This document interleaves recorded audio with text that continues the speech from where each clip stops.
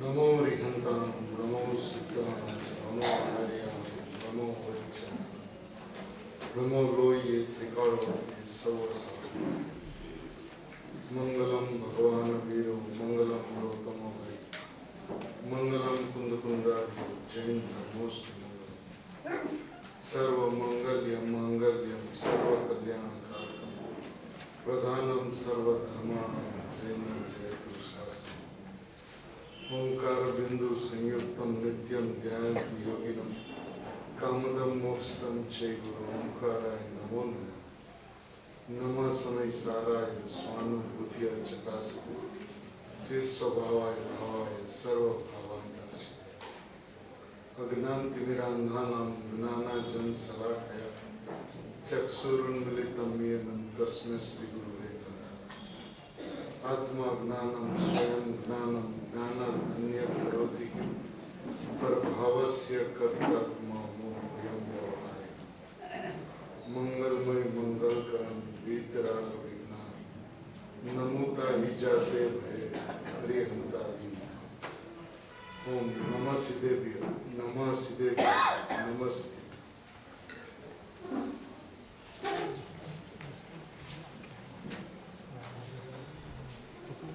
तभी अपने परम कृपालु पूज्य गुरुदेव श्री की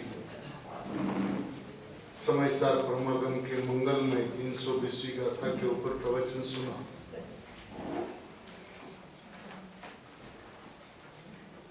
वस्तु की व्यवस्था को समझने से एक बात अत्यंत स्पष्ट है कि द्रव्य स्वभाव अपने में परिपूर्ण है और पर्यायी स्वभाव एक समय का सत्य है। द्रव्य स्वभाव अपने में परिपूर्ण होने से उसमें कुछ भी करने की गुंजाइश नहीं है और पर्यायी सत्य होने से उसके अंदर में भी कोई किसी भी प्रकार की गुंजाइश पर्यायी के अंदर में भी नहीं। सिर्फ जानना उनका स्वभाव है।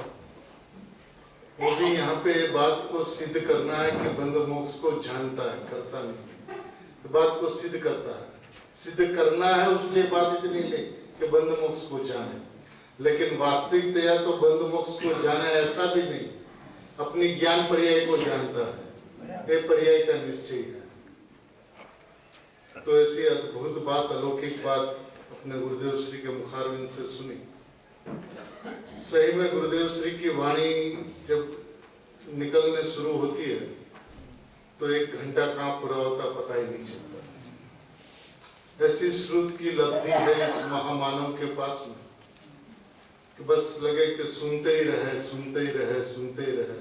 अभी तो प्रवचन शुरू हुआ था, पूरा ऐसा लगे बिना नहीं रहता। सही माने में एक ऐसे महामानव का योग इस सत्र के अंदर में हुआ।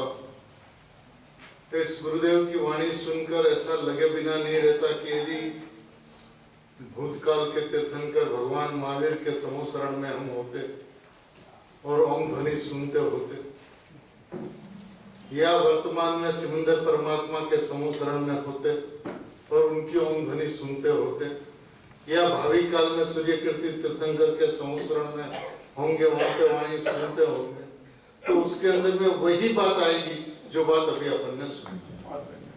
तो पूज्य गुरुदेव श्री के अंदर में अपने को तीनों काल के तीर्थंकरों का योग हुआ। ऐसा त्रिवेणी संगम है गुरुदेव के अंदर में कि जहाँ पे वस्तु की व्यवस्था इतनी स्पष्ट हो जाती है कि जहाँ पे किसी भी प्रकार का किंतु परंतु की कोई गुंजाइश नहीं रहती।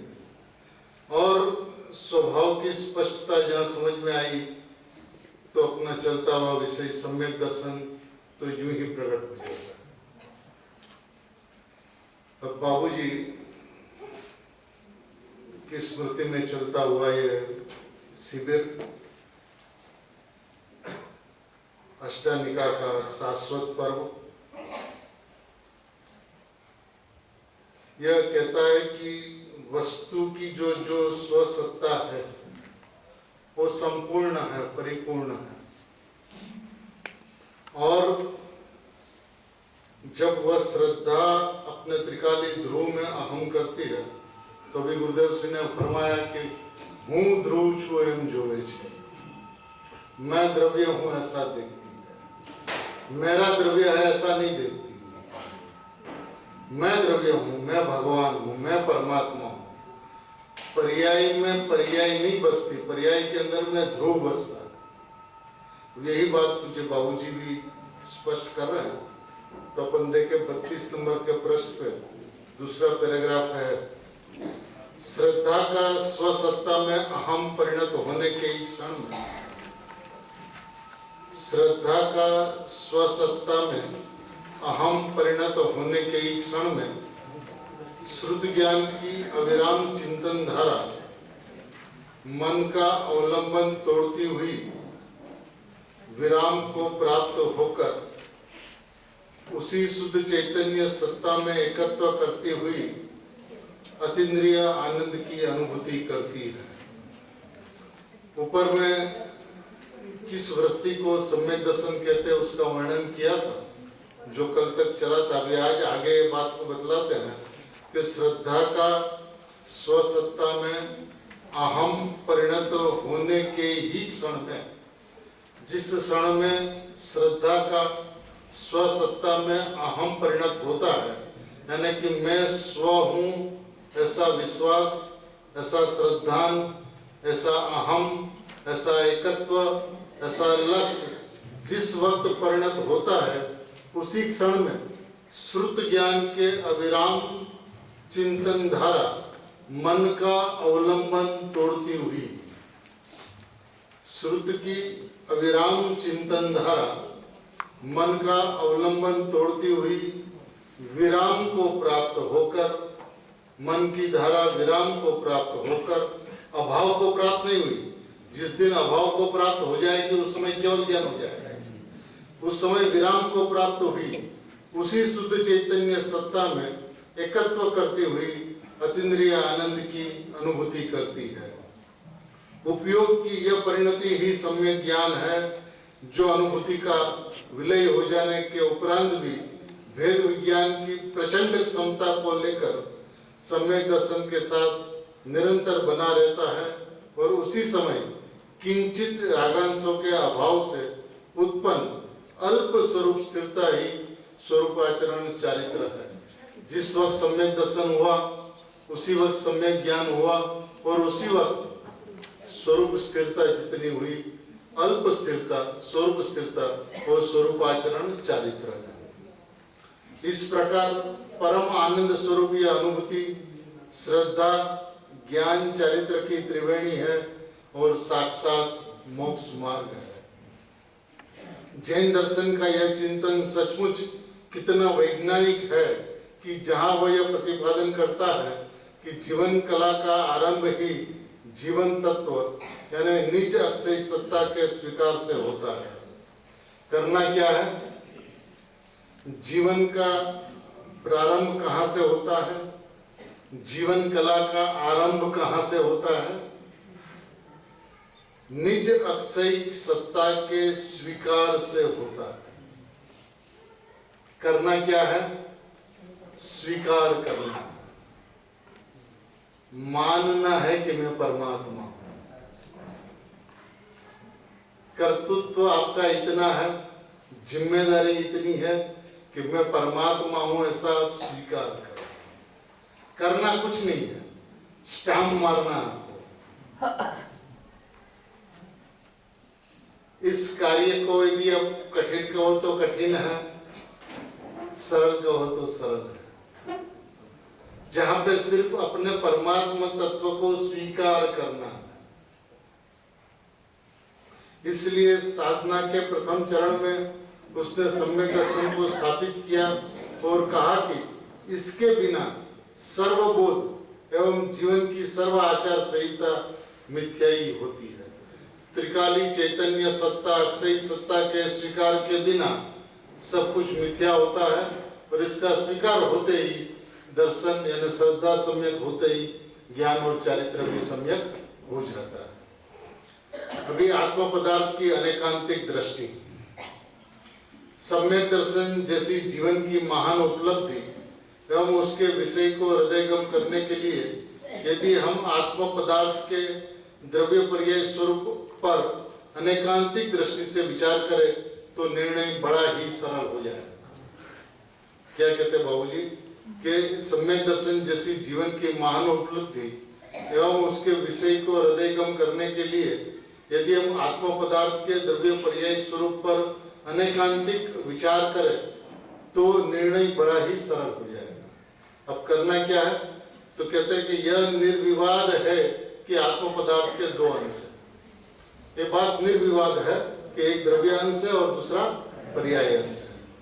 आत्म पदार्थ का द्रव्य अंश जिसे शुद्ध चैतन्य सत्ता, कारण परमात्मा, परम पारणामिक भाव भी कहते हैं, सदा पर से भिन्न, अक्षय, अनंत शक्तिमय, पूर्ण, ध्रुव, अत्यंत शुद्ध एवं पूर्ण निरपेक्ष है। एक आत्म पदार्थ के दो अंश, द्रव्य और पर्याय। अब द्रव्य अंश जो है जिसे शुद्ध चैतन्य सत्ता कहा जाता है, जिसे कारण परमात्मा कहा जाता है, जिसे परम पारणामिक भाव कहा जाता है, और जो सदा पर से भिन्न है, सदा त्रिकाल पर से भिन्न, अक्षय है, अनंत शक्तिमय है, पूर्ण है, ध्रुव है, अत्यंत शुद्ध एवं पूर्ण निरपेक्ष, ऐसा द्रव्य स्वभाव है। अब देखिए इसमें पूरा का पूरा चैतन्य का चित्रांकन किया गया है कि शुद्ध चैतन्य सत्ता कैसी है कि वो शुद्ध है, कारण परमात्मा, कहीं कारण परमात्मा कहा गया, कहीं परम पारणामिक भाव कहा गया, कहीं त्रिकाली ध्रुव कहा गया, कहीं चैतन्य सत्ता कही गई, कहीं गया ज्ञान कहा गया, कहीं शुद्धात्मा कहा गया, कहीं भगवान आत्मा कहा गया, कहीं परमात्मा का अलग अलग नाम से पुकारा गया। ऐसा जो द्रव्य का अंश जो है वो अक्षय है, अनंत शक्तिमय है, पूर्ण है, ध्रुव है, अत्यंत शुद्ध है, उसको शुद्ध होना नहीं है, अत्यंत शुद्ध है एवं पूर्ण निरपेक्ष, माने किसी भी अपेक्षा से द्रव्य स्वभाव को किसी की भी सापेक्षता नहीं है। दृष्टि के प्रमाण की चर्चा नहीं है। ये बात को अपन ख्याल रखें कि जहां सापेक्षता की बात है वहां पदार्थ की सिद्धि है, जहां द्रव्य की सिद्धि करना है, प्रयोजन की सिद्धि करना है, वहां पे दृष्टि का विषय की बात जहां चलती हो वहां द्रव्य पूर्ण निरपेक्ष ही होता है। उसमें कुछ भी करने का कभी भी अवकाश नहीं है, कुछ भी करने का कभी भी अवकाश नहीं है, और वह सदा ज्यों का त्यों रहता है, शुद्ध भी नहीं है और अशुद्ध भी नहीं है, ज्यों का त्यों रहने वाला है। आत्मा के द्रव्यांश का यह स्वरूप प्रसिद्ध हो जाने पर अब ये बात जब समझ में आ गई कि द्रव्य कैसा है, ये बात जब प्रसिद्ध में आ गई, समझ में आ गई, ज्ञान श्रद्धा में आ गई, तब उसका दूसरा अंश पर्याय शेष रह जाती है। यदि हम पर्याय की कार्य मर्यादा पर विचार करें, देखिए द्रव्य का तो विचार कर लिया कि वो ध्रुव है, निरपेक्ष है, शुद्ध है, पूर्ण है, चैतन्य सत्ता है, शुद्ध सत्ता है, परम पारणामिक भाव है, ये तो द्रव्य का विचार कर लिया। यदि अपन पर्याय का विचार करें, जो दूसरा अंश है उसका यदि विचार करें, उसकी पर्याय की कार्य मर्यादा पर विचार करें, तो हमारे मन में स्वाभाविक ही एक प्रश्न पैदा होगा कि द्रव्य के पूर्ण एवं शुद्ध सिद्ध हो जाने पर पर्याय को तो द्रव्य में कुछ करना ही नहीं रहा, तब फिर पर्याय का कार्य क्या होगा? ये प्रश्न उठ सकता है। तो उसका एक सरल उत्तर है कि जब आत्मा का स्वभाव ही श्रद्धा, ज्ञान, चारित्र, आनंद आदि है, तो उसकी पर्याय का कार्य भी नित्य विद्यमान द्रव्य की श्रद्धा, उसी का अहम, उसी की अनुभूति एवं उसी की लीनता करना रहा, और पर्याय का स्वरूप भी आलंबनशीलता ही है। जब आत्मा का स्वभाव ही ज्ञान, दर्शन, चारित्र है, तो उनकी पर्याय का कार्य क्या रहेगा? उसी द्रव्य की अनुभूति, उसी द्रव्य का अहम, उसी द्रव्य के अंदर में स्थिरता, उसी द्रव्य का जानना, ये उसका कार्य शेष है। उसके अलावा उसकी पर्याय कर भी क्या सकती है? अब श्रद्धा की पर्याय का कार्य है अहम समर्पित करना, ज्ञान पर्याय का कार्य है जानना, चारित्र का कार्य है स्थिरता। तो बस उसका तो शेष कार्य ही इतना रह गया कि ऐसा जानने माने और उसमें स्थिर रहे। और ये पर्याय का स्वभाव भी आलम्बनशीलता है, वो किसी के आलम्बन के बिना नहीं रहती है। तो वो द्रव्य का आलम्बन करे, वह द्रव्य की रचना नहीं करती, द्रव्य में कोई अतिशय नहीं लाती, वरन द्रव्य जैसा है वैसी ही उसकी प्रतीति एवं अनुभूति करती है। सरल सी बात है ना, इसके अंदर में कोई कठिनाई वाली बात नहीं है। न द्रव्य की वो रचना करती है, न द्रव्य में कोई विशेषता लाती है। जैसा द्रव्य है ऐसा उनकी प्रतीति और अनुभूति करती है। द्रव्य तो ज्ञान एवं अज्ञान दोनों दशा में ज्यों का त्यों रहता है। निगोध के अंदर में द्रव्य में कुछ कम नहीं जाता और सिद्ध दशा में द्रव्य में कुछ बढ़ नहीं जाता। ज्ञान या अज्ञान दोनों में द्रव्य तो ज्यों का त्यों रहता है। इस प्रकार अनेकांतिक पद्धति में आत्म पदार्थ के दो अंश द्रव्य एवं पर्याय की स्वरूप सीमा भी स्थिर हो जाती है और आत्म पदार्थ दो अंशों में खंडित न होकर द्रव्य पर्याय स्वरूप पूरा बना रहता है। ये दो खंड नहीं है, ये दो अंश नहीं है। आत्म पदार्थ के दो अंश की अपेक्षा से इसको बताया जाता, लेकिन ये दोनों पूरे हैं। द्रव्य द्रव्य में पूरा है, पर्याय पर्याय में पूरा है। द्रव्य आधा और पर्याय आधा करके पूरा ऐसा नहीं है। द्रव्य भी पूरा है और पर्याय से भी पूरा है, दो पूरा मिलकर पूरी वस्तु है। वे किस तरह से, इसका विश्लेषण भी बाबूजी ने गजब से गजब किया हुआ है। अब इस गुण पर्याय का अहम भी मिथ्या दर्शन।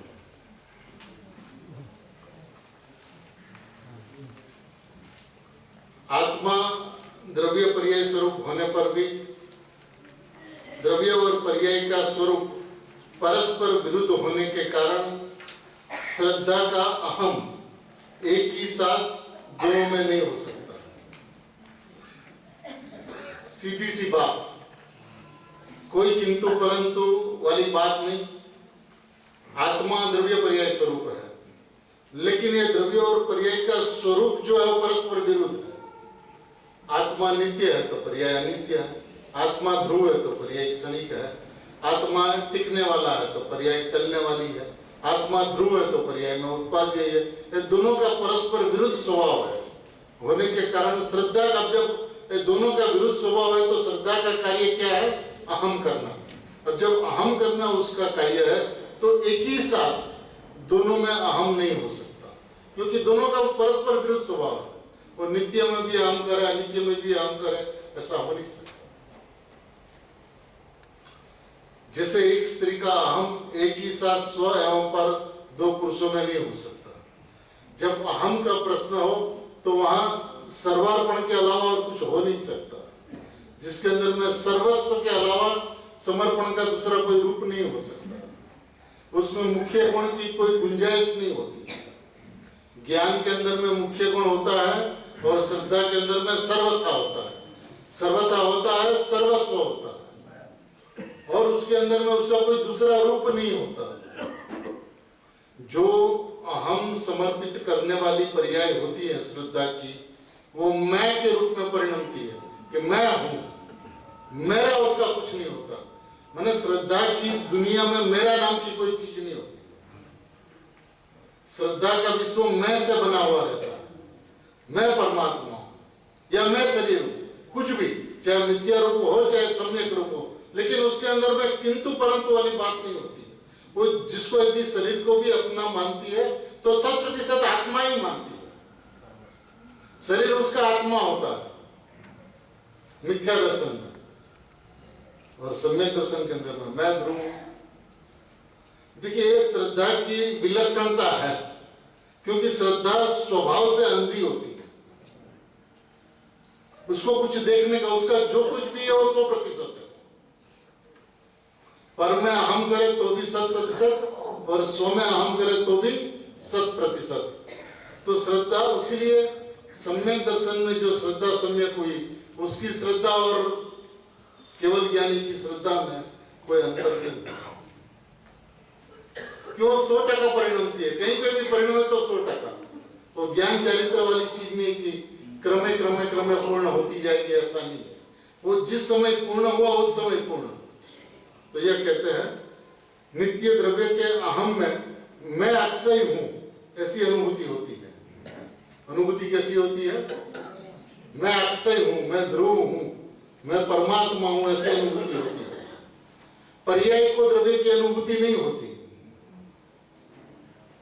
क्योंकि उस समय पर्याय अपने आप को पर्याय नहीं मानती। अनुभूति के समय पर्याय अपने आप को ध्रुव मानती है, अपरिणामी मानती है, अचल मानती है, निश्चल मानती है, चैतन्य सत्ता हूं ऐसा मानती है। तो उसको ध्रुव का अनुभव है। मैंने पर्याय ने द्रव्य का अनुभव नहीं किया,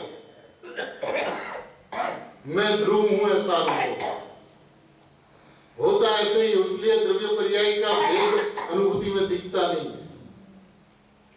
अनुभूति के अंदर में जो कुछ भी होता है वो आत्मा होता है। समझाने के लिए द्रव्य पर्याय का विभाग, और अनुभूति के अंदर में जो भी है सो आत्मा।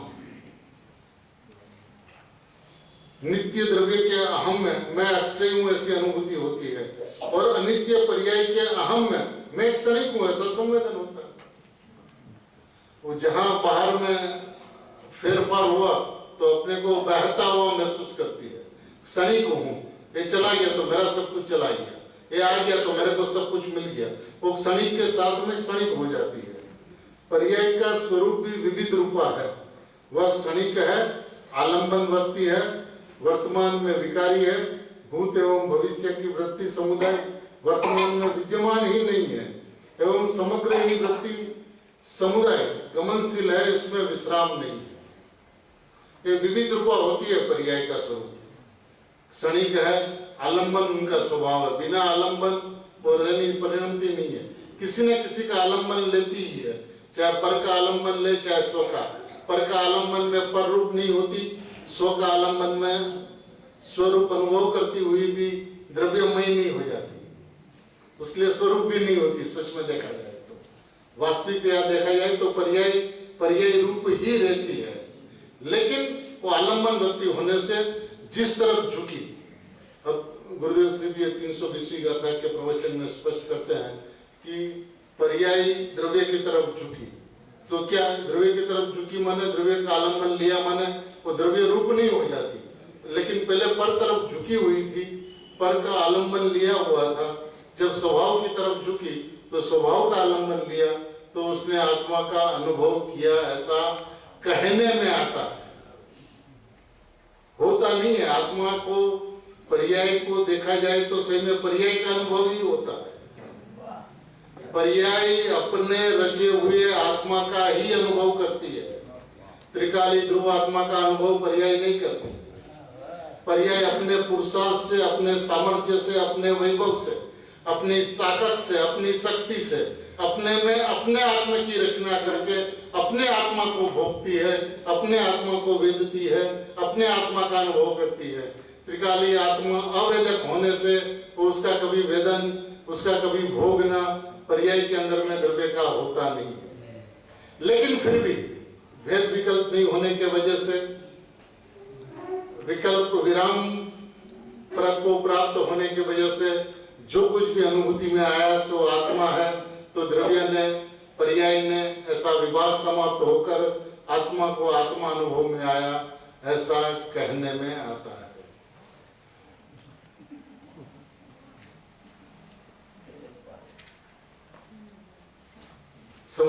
समग्र ही वृत्ति समुदाय गमनशील है, उसमें विश्राम नहीं है।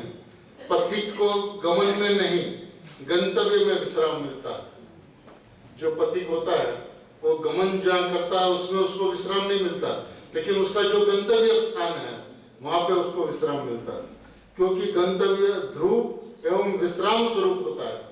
जो उसका लक्ष्य होता है, अब कलकत्ता से देवलाली आना, तो अब देवलाली लक्ष्य है, तो ये ध्रुव है। प्लेन आया तो प्लेन तो गमनशील है, तो उसमें विश्राम नहीं है। विश्राम कहाँ पे है? घर में है। तो कहते गंतव्य स्थान जो है वो ध्रुव एवं विश्राम स्वरूप होता है। उसी प्रकार आत्मवृत्ति को वृत्ति में नहीं ध्रुव में ही विश्राम मिलता है, क्योंकि वृत्ति स्वयं परिणमनशील है, तो उस पर्याय को पर्याय में विश्राम नहीं मिलता, पर्याय को ध्रुव में विश्राम मिलता है। वृत्तियां तो स्वयं ही विश्राम के लिए किसी सत्ता को तपासती है, तो किसी न किसी सत्ता को तपासती रहती है। इस प्रकार समग्र ही वृत्ति समुदाय दृष्टि के विषय क्षेत्र से बाहर रह जाता है। समग्र ही वृत्ति समुदाय दृष्टि यानी श्रद्धा के विषय क्षेत्र से बाहर रह जाता है। श्रद्धा का विषय दृष्टि का विषय जो है वो वृत्ति समुदाय से बाहर ही होता है, क्योंकि श्रद्धा का जो श्रद्धेय जो होता है वो श्रद्धा की पर्याय यह नहीं कहती है कि त्रिकाली ध्रुव मेरा श्रद्धेय है, वो यह कहती है कि मैं श्रद्धेय हूं। वो मैं श्रद्धेय हूं ऐसा भी नहीं कहती, मैं चैतन्य सत्ता हूं ऐसा कहती है। अब मैं चैतन्य सत्ता को श्रद्धा का श्रद्धेय कहा जाता है। जिसमें उसने अहम समर्पित किया वो उसका श्रद्धेय है ऐसा कहा जाता है। लेकिन श्रद्धा और श्रद्धेय ऐसा विभाग नहीं होता। वो मैं ध्रुव सत्ता हूं, मैं अक्षय सत्ता हूं, मैं चैतन्य सत्ता हूं, मैं निष्क्रिय अपरिणामी हूं, ऐसा अनुभव पर्याय करती है। इनका स्वरूप ही ऐसा है। अब जिसका लक्ष्य किया उसको श्रद्धेय कहा जाता है, करने वाले को श्रद्धा कहा जाता है। लेकिन उस पर्याय की दुनिया में पर्याय नाम की कोई चीज नहीं होती। उस पर्याय का विश्व ध्रुव से बना हुआ रहता है, चैतन्य सत्ता से बना हुआ रहता है। इस संबंध में कुछ और भी तथ्य विचारणीय है। आत्मा एक अनादि अनंत ध्रुव एवं अक्षय सत्ता है। गुण एवं पर्याय तो उसके लघु अंश है और वह एक ही सदा इनको पीकर बैठा है, जो द्रव्य गुण और पर्याय को पीकर बैठा है। अतः गुण पर्याय के अनंत सत्वों से भी वह एक चिन्मय सत्ता बहुत अधिक है, क्योंकि गुण पर्याय को पी के बैठने वाला ध्रुव सत्ता जो है, चैतन्य सत्ता जो है, इन अनंत सत्वों गुण भी अनंत और पर्याय भी अनंत, ये अनंत सत्वों से भी ये चिन्मय सत्ता है बहुत अधिक है। पर्याय जब उस अनंतात्मक एक का अहम एवं अनुभव करती है तो उस एक की अनुभूति में अनंत गुणों का स्वाद समाहित हो जाता है। इसके विपरीत एक एक गुण पर्याय की अनुभूति की चेष्टा, एक एक गुण पर्याय की अनुभूति की चेष्टा स्वयं ही वस्तु स्थिति के विरुद्ध होने से कभी भी फलित नहीं हो पाती। यदि आप दर्शन का अनुभव करना चाहो, ज्ञान का अनुभव करना चाहो, चारित्र का अनुभव करना चाहो तो नहीं हो सकता। एक एक गुण का यदि कोई अनुभव करना चाहे तो नहीं हो सकता, क्योंकि वो एक चैतन्य सत्ता अनंत गुण को पीकर बैठी है, अनंत पर्यायों को पीकर बैठी है। ये सत्ता महासत्ता है। अब महासत्ता जो है उसका जब अहम करता है, पर्याय जब उसका अनुभव करती है, अहम करती है, तो उसके अनंत की अनुभूति के अंदर में ये पूरा का पूरा अनंत गुणों का स्वाद समाविष्ट होता है। उसका कोई अलग अलग स्वाद है, बस पूरा आत्मा, बस पूरा आत्मा, आत्मा का अनुभव, तो उसके अंदर में अनंत गुणात्मक आत्मा का अनुभव होता है। वहां पे ज्ञान भी है, दर्शन भी है, चारित्र भी है, लेकिन ऐसे भेद नहीं है, भेद भी नहीं है, भेद विकल्प भी नहीं है। स्वाभाविक अभेद वस्तु का क्षणिक नया उत्पन्न होता हुआ अभेद अनुभव है। जो आत्मा की अनुभूति होती है वो क्या है? ध्रुव जो है वो त्रिकाली स्वाभाविक अभेद वस्तु है, और जो पर्याय अनुभव करती है वो क्या? नया क्षणिक उत्पन्न होता हुआ अभेद है। फिर से क्षणिक नया उत्पन्न होता हुआ अभेद, पर्याय का तो उत्पन्न हुआ, लेकिन वो अनुभव अभेद का करती है। तो क्षणिक है लेकिन वो अभेद का अनुभव करती है, भेद का अनुभव नहीं करती कि मैं पर्याय और द्रव्य मेरा लक्ष्य, ऐसा अनुभव नहीं करती। तो अनुभव भी जब स्वभाव अभेद है, लक्ष्य जिसका अभेद वस्तु का है उसकी जब अनुभूति होती है तो अनुभूति भी अभेद अनुभूति होती है, इसलिए वो क्षणिक नया उत्पन्न होता हुआ अभेद कहलाता है। एक गुण का कार्य, एक गुण सबका कार्य करेगा।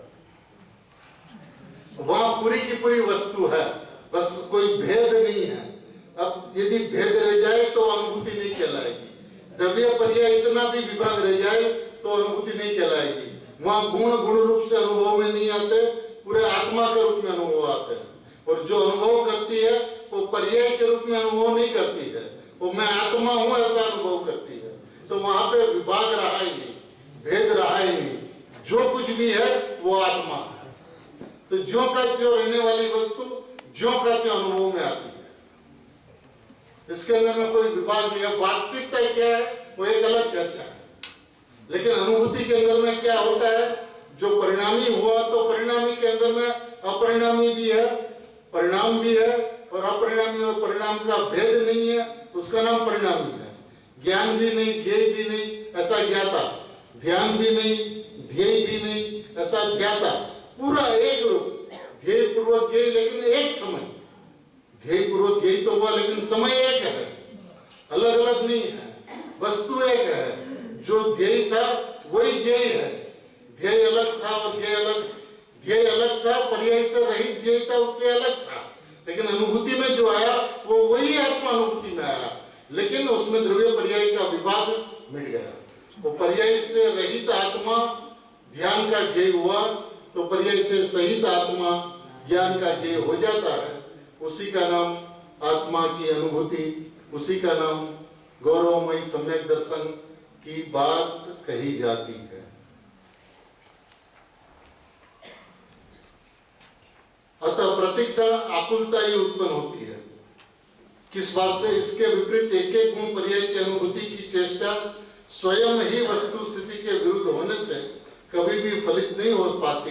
अतः प्रतिक्षण आकुलता ही उत्पन्न करती है, क्योंकि वस्तु के प्रत्येक प्रदेश में अनंत गुणों की समष्टि इस तरह संगठित एवं एक में होकर रहती है कि उनमें से किसी एक के अनुभव का आग्रह अनंत काल में भी साकार नहीं होता, अनंत काल में भी साकार नहीं होता, वरन अज्ञानी अपनी इस चेष्टा में प्रतिक्षण विफल प्रयास होने से निरंतर प्रचंड आकुलता को उपलब्ध करता रहता है। यदि कोई एक अलग गुण का कोई अनुभव करना चाहे या पर्याय को अलग से अनुभव करना चाहे, तो उसके अंदर में प्रचंड आकुलता के अलावा, विकल्प के अलावा और कुछ होता ही नहीं। तो ये मिथ्या प्रयास है, ये प्रयास न करे ऐसा आदेश है, उपदेश भी है कि वस्तु की व्यवस्था ऐसी है कि भाई तूने अनादिकाल से इस भेद की चर्चा तो बहुत की, लेकिन वस्तु में भेद था नहीं, वस्तु तो स्वाभाविक अभेद थी। अब अभेद को समझा रहे कैसे? अब ज्ञायक को बता रहे कैसे? तब ज्ञायक के अंदर में ज्ञान है, दर्शन है, चारित्र है, ये बात क्या नहीं पड़ती है। अब ज्ञान माने क्या वो नहीं समझ में आता, तो जो जाने सो ज्ञान ऐसा कहना पड़ता है। अब जाने तो किसको जाने, तो क्या सोपर को जाने वो ज्ञान, ऐसा कहना पड़ता है। तो ये सारी बात भेद से समझाई जाती है, लेकिन समझना है अभेद से, क्योंकि वस्तु अभेद है, वस्तु में भेद नहीं है। समझाना भेद से, समझना अभेद से। समझाना द्रव्य गुण पर्याय से, अनुभूति होती है पूरे आत्मा की, अभेद का अनुभव होता है, अभेद का अनुभव होता है। तो देखिए, समझाने का विधान तो व्यवहार से क्या कर सकते हैं, कोई उपाय ही नहीं। उसने सातवीं गाथा के अंदर में कह दिया आचार्य भगवान ने कि ज्ञायक को ज्ञान नहीं है, ज्ञायक को दर्शन नहीं है, ज्ञायक को चारित्र नहीं है।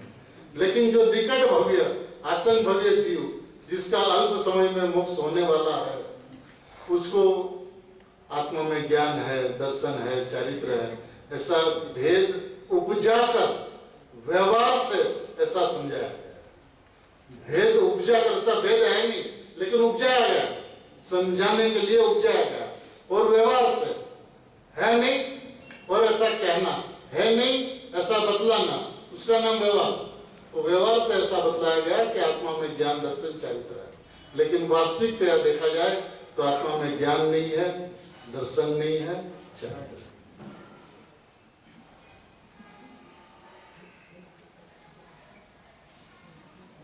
गुण पर्याय के अहम में अनंत गुण पर्याय की एक छत्र स्वामिनी भगवती चैतन्य सत्ता का महान अपमान भी होता है।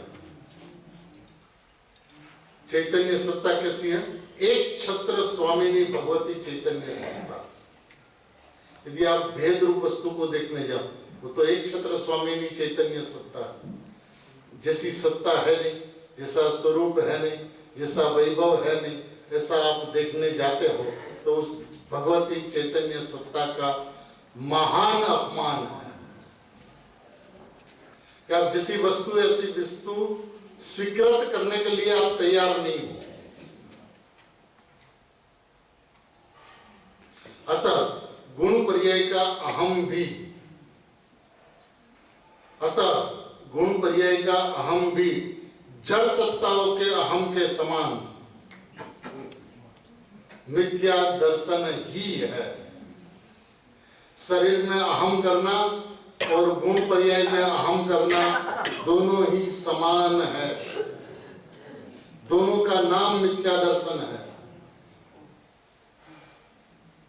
भैया क्यों ये गुण भेद और पर्याय भेदों में उलझ रहे हैं?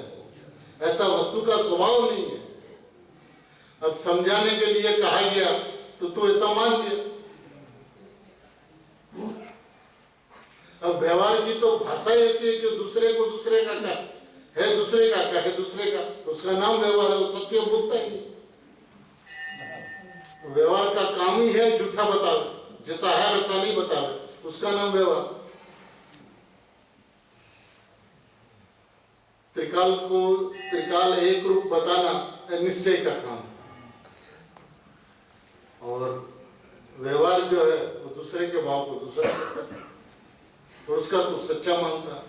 तो कहता है ये ऐसे ही कार्य है जैसे शरीर में अहम करना जितना मिथ्या दर्शन है, वैसा ही गुण पर्याय में अहम करना वैसा ही मिथ्या दर्शन है। उस दोनों में कोई अंतर नहीं है।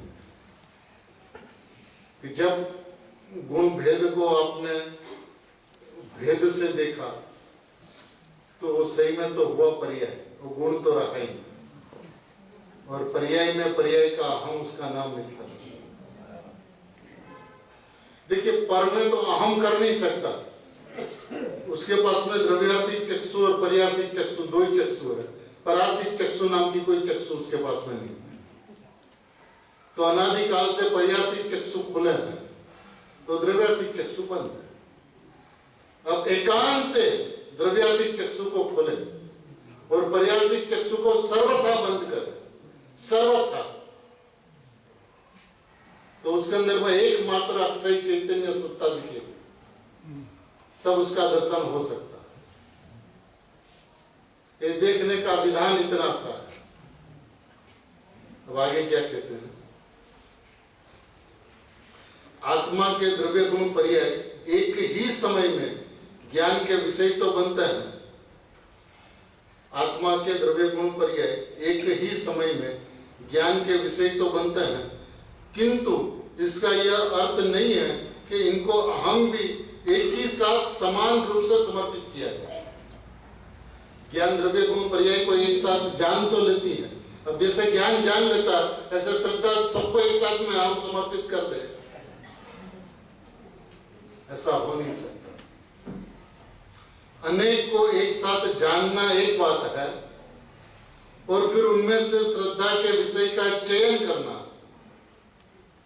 द्रव्य पर्याय को जानना एक साथ में एक बात है, फिर उसमें से अहम का विषय को चयन करना बिल्कुल भिन्न दूसरी बात है। एक ज्ञान का कार्य है कि दोनों को ही जाने, और श्रद्धा का कार्य एक में अहम करे। ज्ञान दो को जानता है, श्रद्धा एक में अहम करती है। ज्ञान अनंत को जानता है, श्रद्धा एक में अहम करती है। ज्ञान के अंदर में द्रव्य पर्याय दोनों का ज्ञान होता है, श्रद्धा के अंदर में एक का होता है। इनका स्वरूप ही ऐसा है। अब जिनका स्वरूप ही ऐसा है उसमें ऐसा क्यों, इसकी कोई गुंजाइश नहीं। स्वभाव के अंदर में कोई गुंजाइश नहीं हो सकती। जो व्यवस्था अनादि अनंत बनी हुई है उसमें आशा क्यों, ये हो नहीं सकता।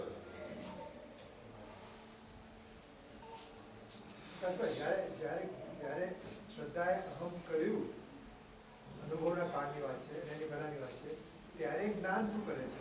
પરમ શુદ્ધ નિશ્ચય એનો વિષય કરે છે? परम शुद्ध निश्चय नहीं हो विषय જ કરે છે।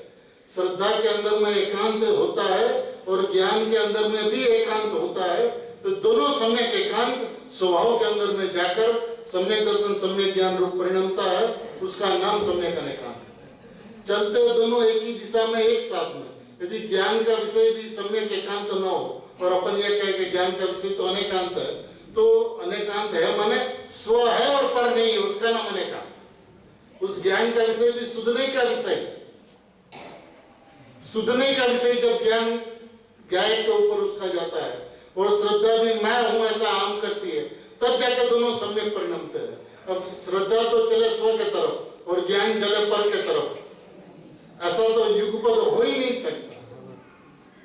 दोनों ज्ञान में भी एकांत और श्रद्धा में भी एकांत, दोनों एकांत एक साथ में चलते हैं, तब जाके सम्यक दर्शन जो हुआ, सम्यक ज्ञान जो हुआ, तो उसको सम्यक अनेकांत स्यादवाद का सद्भाव आत्मा की अनुभूति ऐसा कहने में आता है।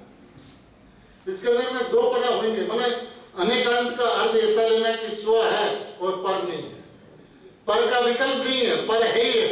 अब जो है ही है उसके ऊपर दृष्टि न जाए और स्व के ऊपर दृष्टि गई तो उसका लक्ष्य जाते अनुभूति हो गई और उसका आश्रव नहीं हुआ, तो आश्रव का अभाव किया ऐसा कहने में आया। अब आश्रव के ऊपर तो उसकी दृष्टि नहीं थी, आश्रव का तो जन्म ही नहीं हुआ, उसने किया कुछ नहीं, आश्रव का अभाव का कोई प्रयत्न नहीं किया, उसने स्वभाव की दृष्टि की।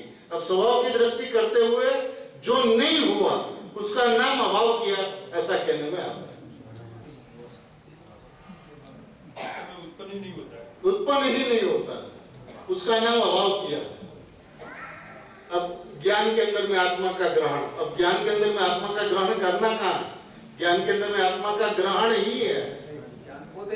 हाँ, ज्ञान स्वयं आत्मा है और राग का त्याग करो। और ज्ञान ने राग को ग्रहण ही नहीं किया, त्याग क्या करे? ज्ञान स्व आत्मा है तो उसको आत्मा का ग्रहण करने की बात नहीं है, और राग का सदा ही त्याग है तो उसका त्याग करने की बात नहीं है।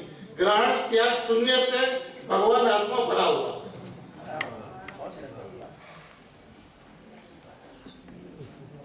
आत्मा के द्रव्य गुण पर्याय एक ही समय में ज्ञान के विषय को बनते हैं, परंतु इसका यह अर्थ नहीं है कि इनको अहम भी एक ही साथ समान रूप से समर्पित किया जाए। अनेक को एक साथ जानना एक बात और फिर उनमें से श्रद्धा के विषय को चयन करना बिल्कुल भिन्न दूसरी बात है। सभी यही श्रद्धेय नहीं होते, वरन आत्मा के द्रव्य गुण पर्याय में परस्पर विरुद्ध स्वरूप को जानकर ज्ञान ही यह निर्णय लेता है कि ये तीनों समान रूप से उपादेय नहीं हो सकता। निर्णय कौन लेता है? वरन तीनों में मात्र निरपेक्ष, निर्भेद एवं निर्विशेष द्रव्य सामान्य ही उपादेय अथवा श्रद्धेय होने योग्य है।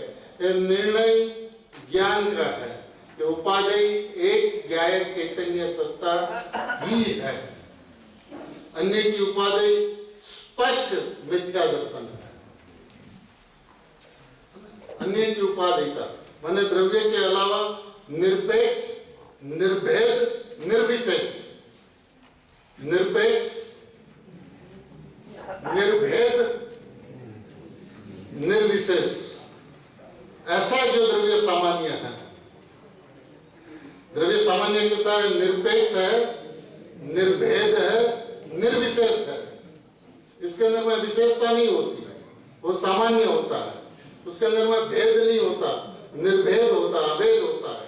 और इसके अंदर में कोई सापेक्षता नहीं होती, निरपेक्ष होता है। निरपेक्ष, निर्भेद एवं निर्विशेष द्रव्य सामान्य ही उपादेय अथवा श्रद्धेय होने योग्य है। अन्य की उपादेयता स्पष्ट मिथ्या दर्शन है।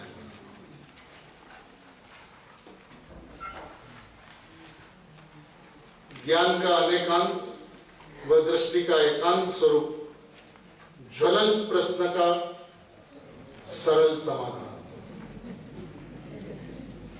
प्रश्न ज्वलंत है कि ज्ञान में अनेकांत और दृष्टि में एकांत, प्रश्न तो ज्वलंत है, लेकिन समाधान इसका अत्यंत सरल है। क्या समाधान देते हैं देखते हैं अपन। एक वार्ता यह भी बहुलता से चलती है कि जब एकांत पर्याय दृष्टि अर्थात पर्याय का अहम मिथ्या एवं आकुलता स्वरूप है, तो एकांत द्रव्य दृष्टि भी मिथ्या एवं आकुलतामय होनी चाहिए। एकांत पर्याय का अहम यदि मिथ्या दर्शन कहलाता है, तो एकांत द्रव्य दृष्टि भी मिथ्या और आकुलतामय होनी चाहिए। यह तर्क ठीक ऐसा ही लगता है कि गर्त में गिरना यदि एकांत कष्टमय है, गर्त माने खाई में गिरना यदि एकांत कष्टमय है, तो सदन का निवास भी एकांत कष्टप्रद ही होना चाहिए। यदि खाई में गिरना कष्टप्रद है, तो महल में रहना भी नियम से कष्टप्रद होना ही चाहिए। किंतु यह तर्क तो स्पष्ट अनुभूति के विरोध है। जब अनादि से समग्र ही पर्याय समुदाय अज्ञान, रागद्वेष एवं अनित्यता का आयतन है और इसके समानांतर एकमात्र निचैतन्य सत्ता ही शुद्ध, पूर्ण, ध्रुव एवं आनंद निकेतन है, तो दोनों में से किसका अहम एवं किसका अवलंबन श्रेष्ठकर होगा? यह प्रश्न है जगत के सामने। अनादि से समग्र ही पर्याय समुदाय अज्ञान, रागद्वेष, अनित्यता का आयतन है। क्या है पर्याय में अनादि काल से?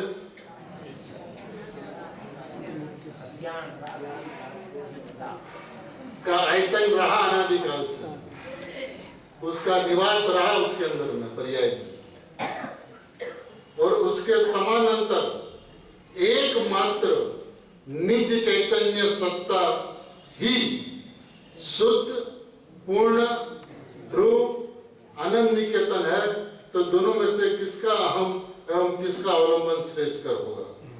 एक बात और है, और वह यह कि ज्ञान सदा अनेकांतिक ही होता है और दृष्टि सदा एकांतिक ही होती है। द्रव्य एवं पर्याय के परस्पर विरुद्ध दोनों पहलुओं का परिज्ञान हो जाने पर सहज ही निर्णय हो जाता है कि वृत्ति यानी दृष्टि को दोनों में से कहां आराम मिलेगा। निश्चित रूप से ध्रुव द्रव्य ही शाश्वत आराममय है। इस प्रकार ध्रुव की महिमा ज्ञात हो जाने पर अनादि से क्षणिक वृत्ति समुदाय में पड़ा श्रद्धा का अहम विगलित होकर निज ध्रुव सत्ता के अहम में परिणत हो जाता है।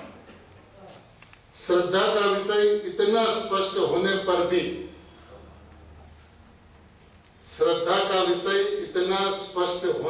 भी प्रमाणाभास से ग्रासीभूत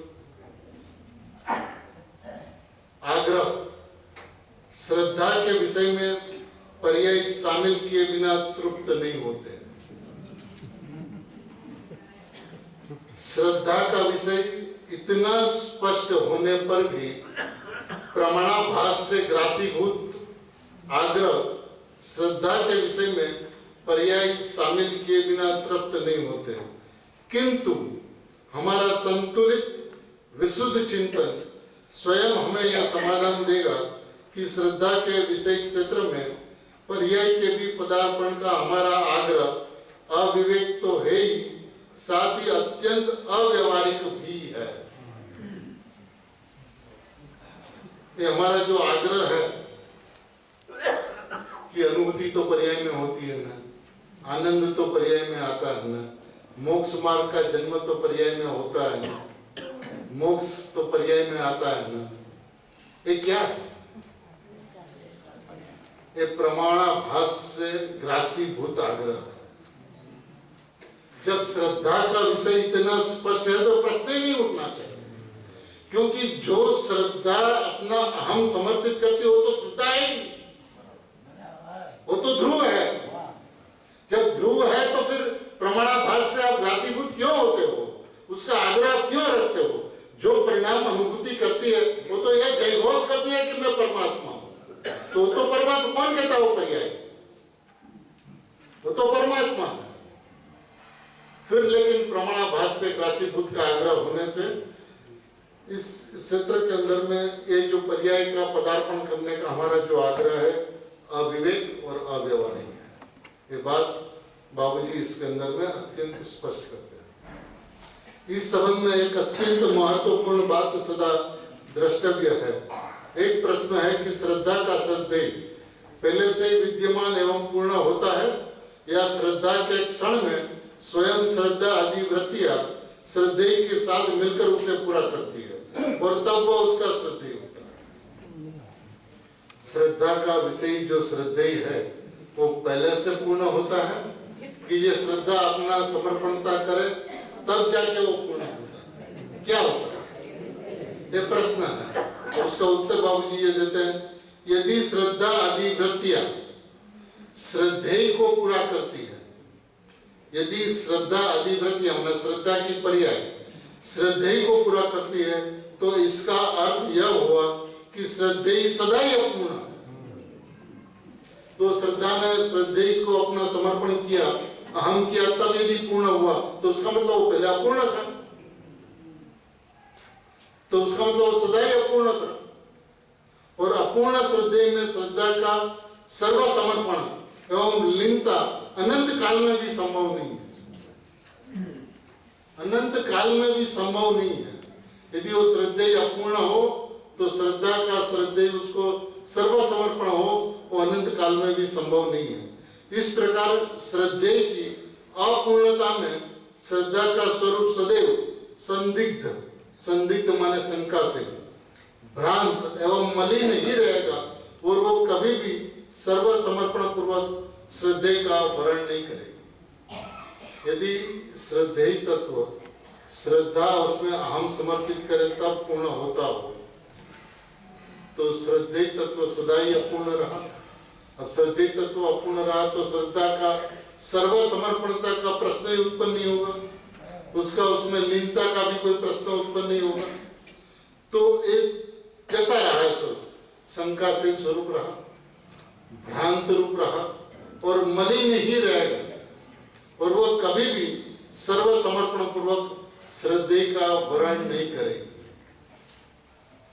एक बात और है, यह तो सर्वविदित है कि वर्तमान में अज्ञानी का सर्व पर्याय समुदाय विकारी है। ठीक है, उसमें क्या आपत्ति है? यदि वर्तमान पर्याय समुदाय विकारी है तो है। और स्व एवं पर, द्रव्य एवं पर्याय, विकार एवं निर्विकार आदि का तात्विक चिंतन एवं विश्लेषण भी अज्ञान दशा में ही प्रारंभ होता है। जो अपनी बात कल चली थी, परतंत्रता में स्वतंत्रता की घोषणा, गुलामी के अंदर में स्वतंत्रता की घोषणा। तो इसी परिस्थितियों के अंदर में जब विकार भी रहता है और स्व पर द्रव्य पर्याय विकार निर्विकार आदि का तात्विक चिंतन विश्लेषण भी अज्ञान दशा में ही प्रारंभ होता है। अतः द्रव्य एवं पर्याय के तात्विक विश्लेषण में पर्यायी समुदाय के विकार एवं अनित्यता का पता लग जाने पर भी उसे निर्विकारी द्रव्य के साथ मिलाकर अनुभव करने का आग्रह तो भयंकर अविवेक ही होगा। और क्या इस अविवेक पूर्ण प्रयास में किसी मनोरम, रमणीक एवं परम निर्विकार श्रद्धेय की अनुभूति एवं उपलब्धि हो सकेगी? कभी नहीं हो पाएगी। विकार को निर्विकार के साथ एकाकार करके अनुभव करने का प्रयास वास्तव में दोनों कभी एक में तो होते ही नहीं, वरन इस दुराग्रह में द्रव्य एकांत विकारी ही अनुभव में आता है। कुछ विकारी एवं कुछ निर्विकारी नहीं। निर्विकारी स्वभाव को विकार पर्याय के साथ में मिलाकर यदि अनुभव करने का प्रयत्न किया जाए तो उसके अंदर में कुछ विकारी और कुछ निर्विकारी ऐसा अनुभव नहीं होगा, लेकिन पूरा विकारी ही अनुभव होगा। उसका दृष्टांत बाबूजी ये देते हैं कि यह वास्तव में यह आग्रह शुद्ध दूध में राख मिलाकर सेवन करने तुल्य है। दूध के अंदर में राख मिलाकर यदि उसका सेवन किया जाए तो क्या थोड़ा दूध और थोड़ा राख का स्वाद आएगा? जब दूध एवं राख परस्पर विपरीत दो तत्व है और दोनों की अत्यंत भिन्न अनुभूति हो सकती है, तो दोनों को मिलाकर सेवन करने का आग्रह तो मात्र बाल चेष्टा ही होगा। दोनों का भिन्न अनुभव हो सकता है, राग का भिन्न अनुभव हो सकता है, दूध का भिन्न अनुभव हो सकता है। तब दोनों को मिलाकर यदि सेवन करने का आग्रह तो मात्र बाल चेष्टा ही होगा। इस चेष्टा में कभी भी शुद्ध दूध की अनुभूति संभवित नहीं होगी एवं कुछ शुद्ध दूध की अनुभूति और कुछ अशुद्ध दूध की अनुभूति, ऐसा द्वैत न होकर एकांत अशुद्धता का ही अनुभव होगा। ये तो अपने अनुभव वाली चीज है, तो इसके अंदर में तो कहीं किंतु परंतु की कोई जगह नहीं है। इसी प्रकार परम निर्विकार द्रव्य एवं क्षणिक विकारी पर्याय समुदाय दोनों परस्पर विपरीत दो भाव होने से, परम निर्विकारी द्रव्य एवं क्षणिक विकारी पर्याय समुदाय दोनों परस्पर विपरीत दो भाव होने से, दोनों में से एक समय में एक का ही अहम एवं अनुभूति अत्यंत असंदिग्ध है, शंका रहित एक के अंदर में ही अनुभूति हो सकती है। तब फिर दोनों को मिलाने का दुराग्रह क्यों? और यह आग्रह तो तब होना चाहिए जब एक समय में एक के बिना दूसरे का संचेतन असंभव हो। मिलाने की बात तो तब हो कि वो एक के बिना दूसरे का संचेतन असंभव हो, उसका अनुभव असंभव हो, तब तो मिलाने की बात हो सकती है। किंतु दोनों भाव परस्पर विपरीत होने से शुद्ध चैतन्य तत्व की अनुभूति अशक्य एवं दुसाध्य तो है ही नहीं, वरन सरलतम, सुखद एवं परम मंगलमय होती है। दोनों भाव परस्पर विपरीत होने से शुद्ध चैतन्य तत्व की अनुभूति अशक्य एवं दुसाध्य तो नहीं होती, वरन सरलतम, देखिए शब्द है सरलतम, सुखद एवं परम मंगलमय होती है। सरल नहीं कहा, सरलतम कहा। आत्मा की अनुभूति सरलतम होती है, दुसाध्य की तो बात ही नहीं, सरल की बात नहीं, सरलतम होती है। यदि उसको द्रव्य को द्रव्य भाव से देखा जाए तो व्यवहार का आग्रह छोड़कर, प्रमाणाभास का आग्रह छोड़कर, निश्चयाभास का डर छोड़कर मैं परमात्मा तत्व हूं ऐसा विश्वास किया जाए तो आत्मा की अनुभूति सरलतम, सुखद एवं परम मंगलमय होती है। अतः क्षणिक एवं विकारी पर्याय के सम्मिश्रण के बिना परम निर्विकार द्रव्य के वेदन की अशक्यता का प्रतिपादन ज्ञान का भयंकर क्लेव है। क्लेव है माने नपुंसकता है, फलस्वरूप तिरस्करणीय है। तो अपन दुराग्रह छोड़कर द्रव्य स्वभाव यानी चैतन्य अक्षय सत्ता ही मैं हूं ऐसा विश्वास, ऐसा श्रद्धान सहज मात्र में समझ में आए ऐसी चीज है, ऐसी वस्तु की व्यवस्था है जहाँ पे द्रव्य के लोक में पर्याय की कोई आवश्यकता नहीं है। पर्याय परद्रव्य है, परद्रव्य ही नहीं अद्रव्य है, तो अद्रव्य को स्वद्रव्य के साथ में मिलाने की भयंकर दुचेष्टा करने का प्रयास न करते हुए मैं चैतन्य त्रिकाली ध्रुव सत्ता हूँ, अक्षय सत्ता हूँ ऐसा विश्वास करते ही आत्मा की अनुभूति होती है, जिसका नाम सम्यक दर्शन, सम्यक ज्ञान और सम्यक चरित्र है। अब आगे क्या है पर्याय का हेतु, उसको पूज्य बाबूजी स्पष्ट करें।